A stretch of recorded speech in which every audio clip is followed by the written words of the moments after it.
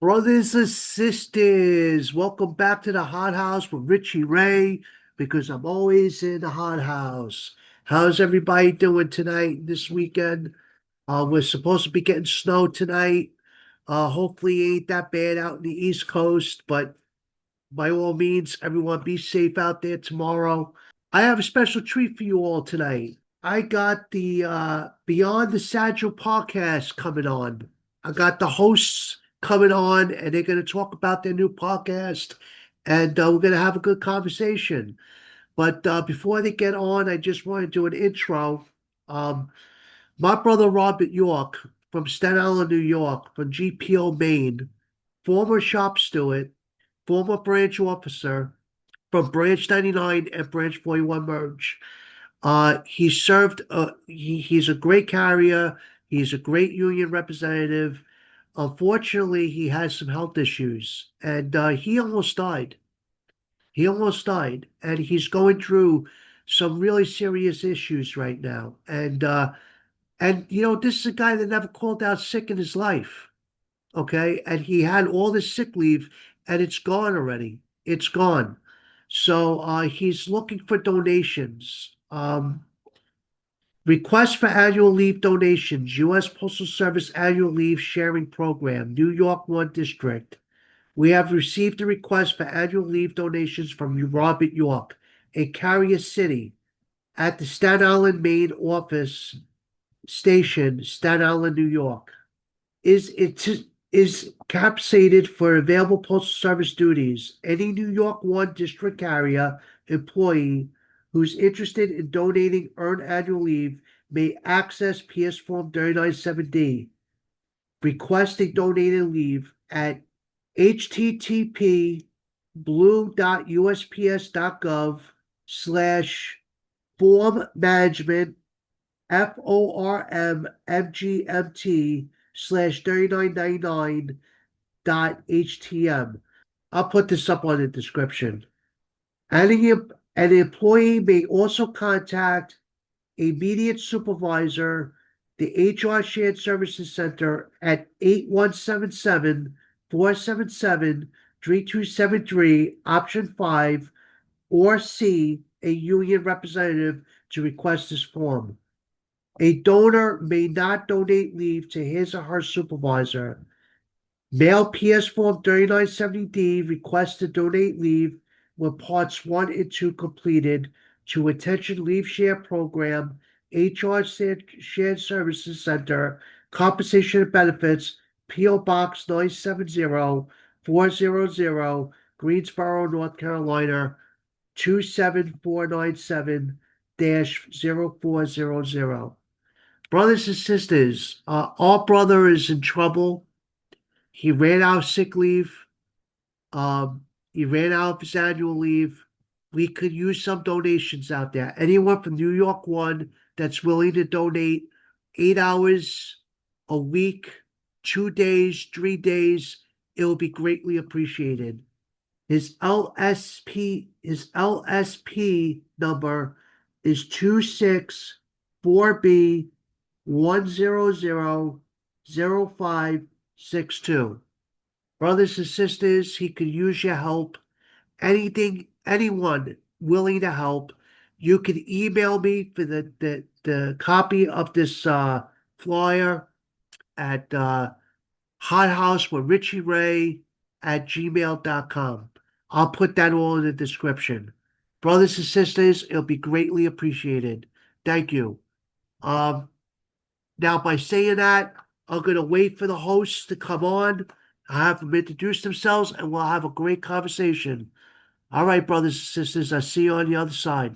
All right, I started. All right, brothers and sisters. Like I said, I got Kenny and Crystal here for Beyond the Sagittal podcast that explores politics, policies, possibilities that shape the lives of letter carriers beyond delivering mail. I would like both of you to introduce yourselves, including where you're from and your current position of the union. Let's start with Crystal. All right. Well, my name is Crystal. I am from Branch 4016, out about We're about an hour south of Chicago. I actually deliver out in Wilmington. It's a little itty bitty office, three full routes and an aux route. I'm the steward there. It's been just over a year now since I started doing that. And I am also one of the letter carrier political fund coordinators for my branch. That's awesome. Kenny? Dang, Crystal, I gotta beat that.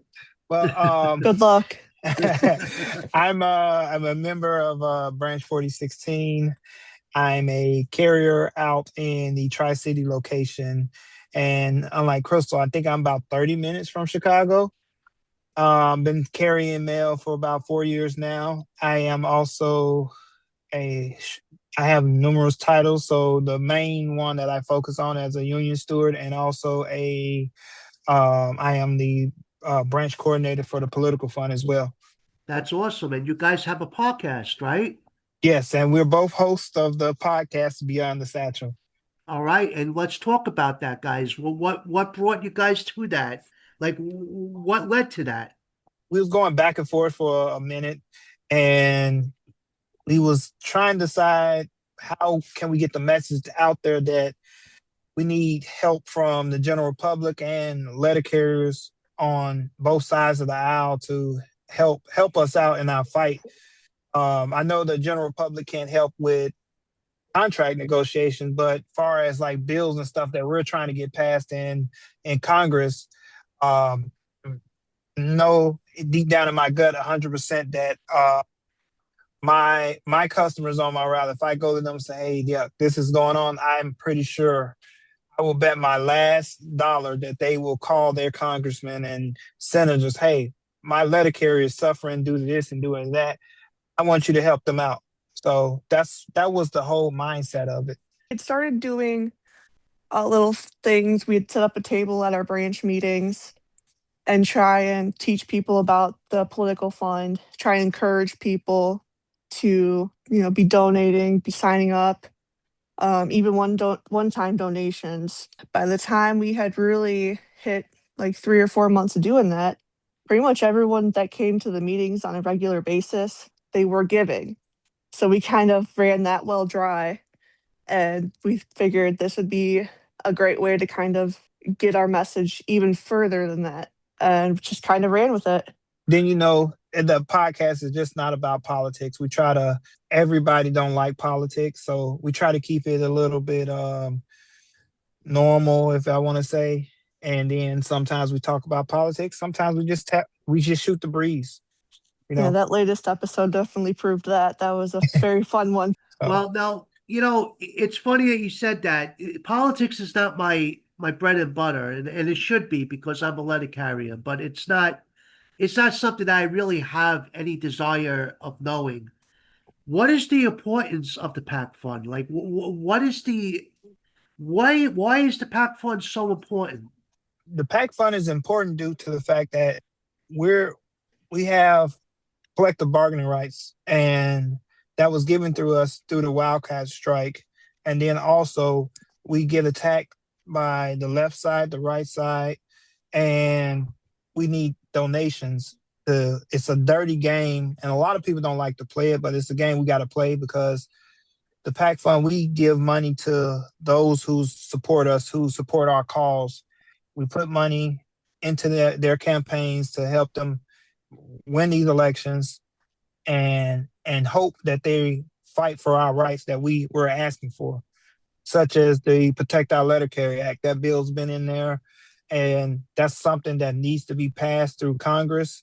And it doesn't matter if it's a Republican president or a Democrat president, because the constituents are Republicans and Democrats that work for the post office, and we deserve to be protected under the federal laws. And in order to get that across the aisle, we have to donate money to people. That's the only way I can put it, because you have these billionaires that can cut a check for 100 million and it don't hurt them. And us as letter carriers that's living check by check, donating $5, we can donate whatever we can, and it still wouldn't break the bank of that that billionaire. If I explained that correctly. Well, Right. I think you did. But now I'm just gonna go to being a pain in the ass rank and file carrier right now, okay? I got a 1.3% raise.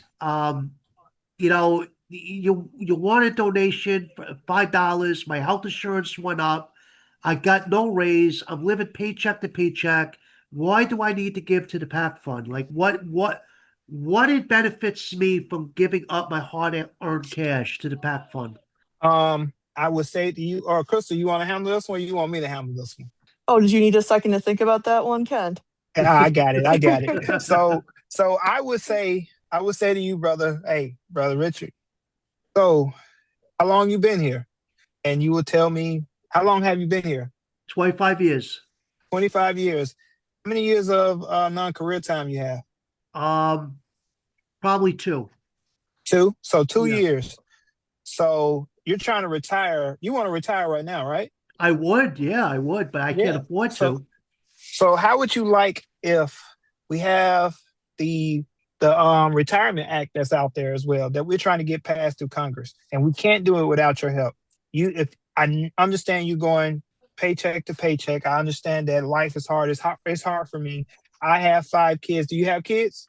I have kids. I have 2 kids, 2 girls. Yes. And I would like for you to be able to enjoy your retirement with them, and just give me $1. $1, sign you up for $1. You won't miss it. How much you spent on coffee today?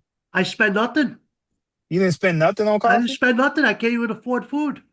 Oh, okay. I'm $1. $1. That's all. That's all I ask for you, $1. If you can Start give me checking in those couches. yeah, you give me $1, brother. If you give me $1, sign up for 6 months. Just give me $6 for 6 months. That's all I'm asking for, and I will take you and your family out to dinner. That's how important it means to me, and that's how important it means to my brothers and sisters. And if you need something to eat, brother, come on over to my house. I'll take care of you. Well, it's funny that you say that because I have this policy that I try to preach to my members. If you just give $1 every paycheck, could you imagine how much money we will have in the PAC fund if every carrier gave $1 every paycheck? Exactly. That's Yeah, that's $248,000 every week, every paycheck. You times that 26 times, you could do the math. And that's where we need to be at. A lot of us can't afford that $5. A lot of us can't afford that $10. Like I said, $1, that's all we asking for. If you can do it, it's every bit helps. If I can say that. that's the biggest thing we have going for us is how many people we got out there. I mean, even besides looking at how much we can raise for the PAC fund, but also this is how many people we can try and, hey, we can, spread your message. This is all the people we can be looking at. How many of these guys are in your district or wherever you represent? Will help you get out there. Well, let me ask you both something. The reality is this: the post office has always been a subject of politicians destroying us, abolishing us, to privatize us, to just abolish us, period. Make us non-existent, make us a thing of the past in the history books. How close are we of that really happening without the PAC fund in place? Without the PAC fund in place, I wouldn't even have a job right now. I can put it like that. I've been here 4 years. The PAC fund been around before I came on board. And from my knowledge and working with people and seeing how important it is to us, I don't think the post office will be around because the politicians know we support them. We deliver their pamphlets out there when they're going through their midterm elections, etc. They understand that, hey, without the letter carriers, it's going to be harder for me to get my message to door because not everybody listen to the radio, not everybody watch TV, and it's a union that supports them, and they know I want to say 75, my math might be off, 40% of the United States is union led. They're gonna want our support, and they're not gonna want to, shut it down. Right. Well, then a good example of that too is when we had that big, beautiful bill trying to come through and they were trying to make all these changes that were going to negatively affect us. And we saw that those pretty much fell off of that. And I can almost guarantee you, that, the people, the congressmen and representatives up in Congress that, we make sure like, hey, we got your backs. They probably had something, I'd like to think we have good support up there. And I don't think that that would have happened without the PAC fund. Now, the importance of a dollar. If you could give more, that would be great. But just a dollar is enough. Is enough. If everyone gave it, that would be plenty. What would the NLC do with that money? Basically, that dollar, whatever it is you give, that dollar, we donate that to, like I said earlier, that goes to either a Republican that supports us or a Democrat that supports us to help them out in their needs, whatever they have to do, and to show, hey, I hate to say it like this, money talks, bullshit walks. If I can say it like that, Yeah. that's how it is. I hate to say it like that, but that's the day we live in now. And I can go back to what I said, where you have these billionaires out there that can cut a check for $100 million and not even break a sweat. That explains the UPS PAC fund. They got a big PAC fund, and that's how they got that Freedom Delivery Trade Act passed under Bush. Am I correct? Something like that, a free trade. The last mile delivery, UPS could use us at our rates and charge their rates because we were a monopoly. And that was because of their PAC fund. That's how they got that passed. Exactly. And if we had a PAC fund and we matched their donations or surpassed their donations, we would have, unfortunately that's how the game is played. Am I correct? Exactly. And then if you look at the United States Postal Service, we are the only service that has access to the mailboxes. Amazon doesn't have access to the mailboxes. UPS doesn't have access to them. And why can't we monopolize on UPS and Amazon? It goes back to money talk, bullshit walks, because we can charge them to use our stuff and use that money towards a better cause for us as well. And the PAC fund will give us a better voice at the table. Am I correct? Yep. Greater voice at the table. And an influence. Yes. And an influence. Not just a voice, but an influence as well. So talk to me about your podcast, guys. Talk to me about what you guys have done, what you guys are looking to do. What's the vision here? I know you touched on it, but get a little bit deeper on it.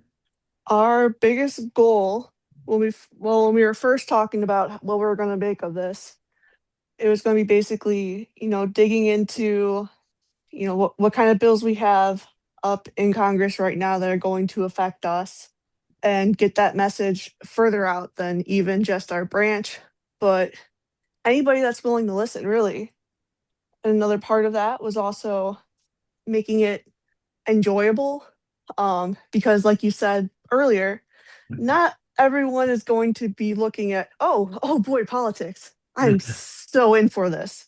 We had some pretty good guests on already so far. We were really excited to have that done and looking forward to getting some more. We had talked to a couple politicians recently and recorded with them. So even going through there, seeing things through their eyes about what's going on, just getting, from their side. We had some great conversations there as well. Geez, I feel like I'm rambling. Ken, you got anything? No, you hitting it right on the head. You hitting it right on the head. The main goal was to get into the meats and the potatoes of the bills that's out there. We want to explain to carriers, we want to explain to our customers how this bill affects the carriers and how it will, if it passes or don't passes, how it's going to possibly affect them, like the privatization. The post office, the service we give to millions of customers, we go the last mile. We go places that Amazon, DHL, FedEx, all the delivery companies does not go. And it's going to mainly affect the rural areas too as well. We want to make sure that people understand that if we're privatized, you're probably going to be paying, your service is going to change where you're going to be paying for like Amazon shipping and handling and the Amazon Prime rate, whatever it is. So, and it's going to, the post office is privatized. I'm pretty sure they're going to sell bits and pieces of it to different people that can afford to monopolize on it. And as of now, our customers only pay for shipping and handling and postage. That's how we are paid. We don't even use the American dollars. Well, that's the key factor, right? I mean, we don't take any tax dollars at all. Exactly. You know, we're pretty much, unfortunately, I don't know how we're still standing. You know what I mean? But we are. You know, we're surviving, but that's because of the letter carriers and because of people like you that keep on fighting for the boring topics and the most important topic, which is the back fund. Now, what is the hottest bill that's out there right now that would affect the letter carrier? You got the privatization, HR 70. That's a resolution. And then you also have the Protect Our Letter Carrier Act as of now. And you're out there in New York, correct? Yep. So, and we're out here in Illinois. So, crime rate is bad. Very bad. And it's not just these two states. It's all over the country that letter carriers are getting attacked. Letter carriers are getting beat up by people. I'm 34, and I say it all the time. I never heard of a letter carrier getting beat up until I started working for the post office. I always thought we was treated just like the federal police officers, firefighters. And when I started working here and I'm hearing this and learning this, I'm like, what the hell? Yeah. We're the eyes and ears of the community. And we wear a eagle on our chest and it says United States Postal Service. So why aren't we not treated federal workers for real? If I was just a regular Joe Blow on the street and I see you and I knock you over, am I not getting charged with federal crimes that's gonna really stick it in there and make a message? Because I posted something on our page, a carrier doing her job, a dog got after her. I mean, the video showed that the lady punched her and the guy got shot in the eye before. So it's too much stuff happening to letter carriers now due to the arrow keys. I don't know if it's something in the water, packages getting stolen, trucks getting broken into. Every time I talk about this, I really get pissed off because I'm like, man, I want to go home to my wife and kids, and I want every one of my brothers and sisters across the country to go home to their families. Amen. Because we go in, go do what we got to do, work. It's bad enough we're getting attacked by management in the office. It's even worse when we're getting attacked on the street and nobody seemed to have our. No one has our backs, brother. No one has our backs. Exactly. No one has our backs. And I think that the reason why the crime rate with us because you're right. It was when I started 25 years ago, it was a no-brainer. Like, no one would even want to mess with a letter carrier. No one wanted, they just got slapped on the hand and no one seemed to care anymore. And the word spread. So there is something in the water. It's a virus. Yeah. You know, it's a virus. They see dollar signs when they see the carrier, and they see a slap on the hand, if even. Exactly. For anybody that's listening to this, and your safety is the number one priority that you have. Nobody else is going to keep you safe but you. Management, I hate to say it like this, management do not care. They look at numbers. They look at numbers. They want you to get in, get out, get in, get out. If you feel unsafe out there, uncomfortable, make sure you are notifying people, hey, this is what's going on. Call the police if you feel uncomfortable. Get to a safe place. That mail is not your priority. Give it away. If they come for it, give it to them, walk away. Do not try to protect the mail. Because I can recall that we took an oath when we was in orientation that we will protect the mail. I hate that oath because if I'm getting attacked, I'm not protecting the mail. I'm leaving. I'm going to get away, and I'm getting to my safe spot where I can get home to my wife and kids. HR 7, you brought that up, privatization. That's still on the table?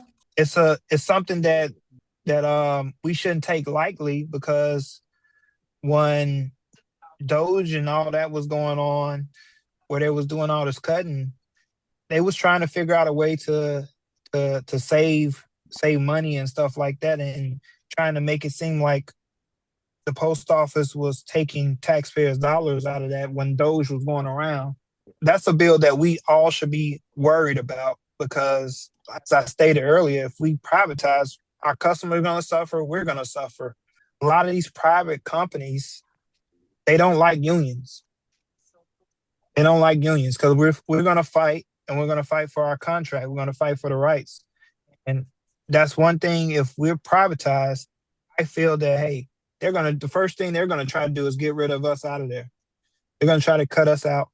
And now it's opened the floodgates to attacks on letter carriers for real. The harassment, the bullying, the intimidation, just like that. No, the grievance procedure, it's already backed up, but it's okay to be, now I don't want to say it's okay to be backed up, but it's a reason it's backed up because we're out there filing grievance, keeping our brothers and sisters with a job, constant paycheck, even though we're not getting paid that much. One thing that I worry about all the time. Well said, brother. Crystal, how you feel about HR 7? I mean, Ken pretty much covered a lot of it there. And honestly, it feels like it's always kind of a looming threat in the background since I can remember. And it really, I feel like it is kind of a genuine concern, especially with the current administration that's in power right now. You know, we've already seen they're trying to move us and they were trying to move us under the Commerce Department, was it? Yes. Yeah, I think so. You know, and trying to finagle their way into kind of getting their hands in the post office's business. And their hands don't belong in there. I don't know how a better way to say it. Like, it's just, you know, at the end of the day, we're a service. And I think that there's some people in power that don't like that. They don't like that we're not this big business, profits can be found with what we're doing.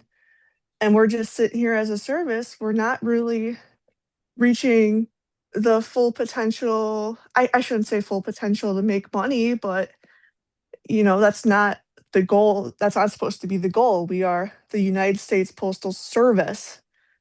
And I think that's something that really needs to get hammered in there and needs to make sure that message is getting out there. Well, you know, the bottom line is the Postal Service makes billions of dollars every year. It makes trillions of dollars. It's the overhead. You know, as much money as we make, the money goes out as it comes in because it's an overhead. They got to pay for the property. They got to pay for electricity. They got to pay for water. They got to pay for heat. They got to pay for the craft employees. They got to pay for the labor. You know, the union workers eat at the profits, you know, and there's no profit to make because the overhead. And that's what I think that's why they come after us because they want the post office to exist with the trillions of dollars, but they got no money to grab because all the money goes out the door. You know, that's my personal opinion on it. I might be wrong, but that's how I look at it. I feel you on that Yeah. one because if you think about how many grievances last year I filed, my office 215 grievances filed. Yeah. And for a lot of them, non-compliance. This because management failed. They don't read the contract. Just because they first thing is Article 3. Me, that article need to be revamped because one, if you in non-compliance, your management, you keep violating the contract. How many times do we have to file a grievance to get you to understand, hey, stop. I don't even want to own the post office, but if I own the post office and this office, I'm like, wait a minute, they got 215 grievances. What the heck is going on? I'm Right. going in there and say, hey, what's going on? Oh, they keep filing grievances because they say we violate. Let me go talk to you. What's going on? Well, look, here's the paperwork. Here's the rundown. This is what, hey, I'm gonna call the management over there. Hey, guess what? Write the contract again. You want to keep giving out this money? I'm gonna penalize you, and that's gonna come out your pocket. I believe they should be held more accountable when they're spending money with no repercussions because it's not theirs. It's not affecting them. I think there's got to be a penalty on management. I think there's got to be a penalty on management. I like how we get letter demands when we destroy property or Yeah, we get in a vehicle accident. They give us letter demands. They attempt to collect from us. Well, they should collect from their own people that waste their money. exactly. They Mhm. violate the contract. They're malicious about it. They're not. They're blatant. It's egregious. The bottom line is they just do it because they can. They're allowed to. And we managers say, well, grieve it. Just grieve it Mm, because it don't come out of their pockets. exactly. You imagine if they got a letter demand, you see how fast they'll follow the contract. Exactly. I think that's something that the union needs to focus on in the next Yeah, negotiations. yes. And then another thing is cut from the top positions being created that I believe that people in the office can do themselves. Well, do you guys have the attendance passer by you? Yes, we do. Yeah, Well, they created that. and ours don't come to work. You imagine that. She comes to work and then she gives out letters and say you gotta sign this because you missed this day, you missed that day. So now let me ask you guys something. How does it feel with your podcast? How does it feel like speaking to politicians? How cool is that? What's that experience like? It's really cool because you learn so much from talking to these guys. Learning that you can kind of start picking up on like small things, learning who you think is going to represent you best, talking to these guys. Like I said previously, we had talked to one guy running for Congress, Joey Roosevelt.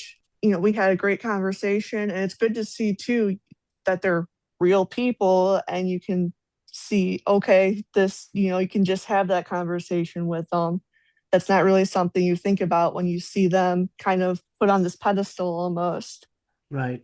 It's kind of neat too on for me personally, just because it's like you get to feel like an important person, like you're talking to me. Yeah. Not a lot of people kind of get that experience, even though someone's supposed to be representing you. To be able to come face to face, one on one with somebody like that, it's really cool. Not gonna lie, I got a little starstruck when we were having that interview. That's cool. That's cool. And you get to see it. You get to see their challenges as well. It's not Right. as simple as just signing a piece of paper, neither. It's a lot involved for them to do things that you want them to do. It's not as simple as them just saying, all right, I agree with you. It's done. It's not like that. Am I correct? Mhm. Yeah. Exactly. It's a process, just like everything else in life. Um, that's cool. That's a cool experience that you guys got. Now, how you guys contact the politicians? You contact their offices or you write them? How you guys get them involved? With me, the ones I have talked to, I got their personal numbers where I can shoot them a text message. Hey, give me a call when you're free, and we talk. Cause some of them are not like that. They hey, you take the aid because some of them are real busy. Some of them not. Talking to the politicians, getting their phone numbers, their personal numbers. It's easier to get in contact with them to get them to come out to your events to invite them places because once they get out there and they see, right, well, you end up finding out that they're people just like you. They they have that busy lifestyle, so um, usually you have to send them an email. Sometimes you got to get a hold to their chief of staff. But I like the thing that I can call their personal number or shoot them a text message, and they usually get back to you pretty. Depending on how busy their schedule is, though. That's pretty cool, guys. That's pretty cool. That experience, I catch that to be very exciting. I have a relationship with the congresswoman. in my area, Nicole Malatakis. And every time I speak to her, I always feel like I feel special because she does listen. Even if she don't agree, she listens, and it's a good feeling. It's a good feeling knowing that you have a voice and at least you're being heard. I mean, being heard goes a long way. You know, that's how I look at it. It's not necessarily seen eye to eye, but as long as you're being heard and you're being listened to, it goes a long way. You know, that's some good experience. That's pretty cool. So, what you guys got planned with your podcast in the future? What you got planned? You got anything hot coming up, or anything interesting, or you just going with the flow? Sometimes we go with the flow, but we pretty much got a good schedule that we were coming up with ideas and stuff like that. The future shows are probably going to be Crystal has a roundtable she's going to do part two for the roundtable. I'm trying to get schedule a man's roundtable together, try to get that going, and then whatever comes across our laps, or if I'm walking on Chicago Road on my route and I call Crystal like, hey, I got an idea, let's do this. Now, you guys got a schedule, like what you're gonna do on a weekly basis, or you just going with like, if it's every 2 weeks, every 3 weeks, is it gonna be every week that you can have a podcast? We've been trying to get at least something out, like a longer form thing once a week. We are just starting to kind of get the hang of the shorter like reels on YouTube. I still got to teach Ken how to post those up, Mr. Technology over there. Uh, but it's kind of something that we're learning as we go. I really had never done like audio or video editing before. Getting all these stuff recorded and getting it distributed is something that I had to kind of learn and talk to some other people that are involved in different social media aspects. But I think we're just kind of trying to learn as we go, and hopefully in time, I will be getting a little bit better here already. It's been great to see the improvements from episode one, Meet the Host, versus now we got our theme song at the beginning. The editing's a little bit more smooth. You get some pictures and animations in there now and do some fun things like that. So I'm excited. Well, you guys are definitely more advanced than I am. I still don't have a theme song because I still don't know what I'm doing, and I do not know how to use any other platform but Spotify. So you guys are more advanced than I am. So God Well, bless you. Well, I mean, I got nothing else unless you guys got something else you want to add. well, like I said, we are doing a men's roundtable, and then so I got your email and stuff, so I might just shoot your email, see how your schedule is, and you can get on there. You know, Absolutely. I'm yeah, game. I'm yeah. We game. just shoot the breeze, talk about politics, talk about life. That's basically it. How is how's it going on your end? Are you still running? No, I'm not running. I stepped down due to health issues. I Okay, had a health scare in August, and okay, I gotta be honest with you, it was a really bad health scare. It looked like I had lung cancer, okay, but everything turned out to be okay. But it took them, from August to November to get to get all the testing done and all that stuff. And I figured it was best for me to step down, do to worry about my family, worry about me first, and all that stuff. And I just didn't want to hold anyone back. God forbid that something did happen to me. I didn't want to leave the CLC, you know, left with Region 15 empty. So I stepped down for that, but I'm still part of the CLC. I'm still part of the team, and God is good, brother. God is he, good. he, all the Yeah, time. Yes, God he is is. good. I got the good news a day before Thanksgiving, so that was a great holiday season for me. Exactly, Yeah, exactly. Yeah, big thing to be thankful for, huh?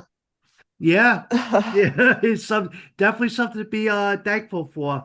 But I was scared. I was scared from August all the way to November I was scared. I mean, my wife would tell you, I was just crying out of nowhere for no reason.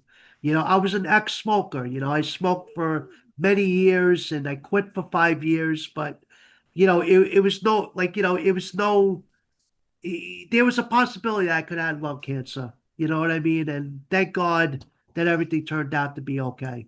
You know, That's God is up. good, like I said. I'm blessed. Yeah. Yes, you are. Well, um, it's 2026, so the national convention's coming up and stuff. So uh hopefully I can make it and we'll get to meet in person. So Absolutely, Ken. I would love that, and fella. and then I mean, either way how it turns out, I just hope the person that's running right now is not reelected, because we need some fighters. We need some people that's gonna kick in some doors and take some names, because I only been here 4 years, and I mean, my flame is real high. I don't want it to dwindle down and lose hope. Don't lose hope, Yeah. brother. You got warriors coming. Long as everybody is a fighter, hey, I'm ready to fight with you. That's it. That's it. That's what we need, fighters. We don't need people that get walked all over. Right now I feel like we're living on our knees. Exactly. Yep. We're not living on our feet. And in the end of the day, even if we lose the battle, so we lose the battle, but we won't lose the war. We're losing the war and the battle right now with this leadership. Exactly. And it's not, Exactly. look, I'm not bad mouthing nobody. I'm not here to bash anyone. The thing is, the establishment is just not equipped to run the establishment no more. That's the bottom line. We need new blood, you know? Yes. We need new blood. We need new ideas. We need to stop with the same old shit. And we just gotta pray. But don't lose hope, brother. Just show up to vote. That's all you have to do. And vote for who you think is best for the job. That's Right. it. I'm not asking you to vote for anyone in particular. I endorse the CLC 100%. But you pick who you feel is best, but vote. Your voice means something. You Exactly. pay your union dues to have a voice and use your voice. That's all I ask. Especially when these ballots get mailed out, don't throw them away, guys. Don't throw them Don't draw away. them away. Don't draw them away. Not this time. Not this time. This time it's really, really important. And don't use the TA as an excuse to not vote. Okay? What happened with the TA is not going to happen with the presidency. Whoever wins that election will be the winner. The current president can't change that. Okay. The TA, he had the power to do what he did with it. He don't have the power with the elections. Your vote matters. Your vote matters. If you don't vote, listen, there's a saying that I read somewhere a long time ago. I said on my podcast, no letter carrier has a complaint about their future if they don't get involved with their local union. Hmm. I Yep. think I'm saying it wrong, but that's pretty much the blunt of it. You don't have a complaint about your future if you don't get involved. I hate to say it, sitting there being a mute, not putting a dollar in the political fund, not getting involved with your shop steward, not getting involved in giving statements, people. Okay, what are they gonna do? Fire all 80 of you in the Exactly. station? Come on, give me a break. A dollar to the political fund will go a long way, and it doesn't cost you anything but a dollar. Four Exactly. quarters, it costs more to get a cup of coffee now. You know what I mean? What Yeah. What's a dollar? Yeah, it does. a large at Dunkin' Donuts out here is what, like $4 or something like that? Yeah, it's like 3.89 here. Oh. It's ridiculous. It's like, you go to fast food place to get fast food, and it's costing you $30 to get a meal. It's Mm-hmm. ridiculous. You know, I think a dollar, everyone could afford a dollar every Mm, paycheck. exactly. And it's really important. And I really appreciate what you guys are doing. I really do. Stepping up doing a podcast is not an easy task. It takes a lot of free time. It takes a lot of your time away from your families. I really do. I applaud both of you. You guys are doing a great job. Keep it Thank up. you. Thank you, brother. Thanks. Thank That you. means a lot coming from you. No, Yeah. no, listen. Listen, we're all in this together. We're Yeah. all in this together. And the more of you, the better. And just keep it coming. Keep it going. Exactly. And then guys out there, midterms, I don't know midterm. I only know midterm elections are going on in Illinois. But if it's midterms going on in your state, get out and vote. Get out and vote. Make a difference. Make a difference in your community, because don't just sit there, I'm not voting. Just like we have an election coming up in 2026. Vote. Well, Vote. rock the vote, baby. Rock the And vote. rock it. You know, Exactly. I mean, we got to come up with a D with that. Rock the vote. Yeah, rock the Hmm. vote. But listen, guys, I appreciate you. Thank you for coming on. Crystal, you got any closing thoughts? I really appreciate you having us on and letting us keep working on spreading that message that just how important it is to keep fighting. And yeah. Well, you guys are always welcome to come on. Always welcome to come on. Ken, you got any closing thoughts? No, just we need to get out there and like I said, rock the what we say, rock the vote, rock the Rock the vote, vote. Rock the Rock vote. vote. because it's 2026 and we gotta leave 2025 alone and do what we gotta do for the city letter carriers and to make us great again. To be proud to wear postal blue, Yeah. not just lugging our heads in at the end of the day like here we go again. Yeah. No, And 30 it's no years need, from now, they'll be talking about what we did this year. absolutely. And it's no need to cry about spilled milk. It's done. What's done is done. It's time for change, and it's time for us to step up and be part of that change. And that's Exactly. where our votes come into play. We don't cry about spilled milk because you know what? When you cry about it ain't going to fix nothing. The bottom line is the order to fix it is be part of the change. All right, guys. Listen, thank you so much for coming on. On that note, brothers and sisters, I hope all of you have a good weekend. Have a safe weekend because I'm hearing there's snow in the East Coast tonight, going into Saturday. Be safe this weekend. Be safe during the week. Everyone, have a blessed week. God bless. Peace out.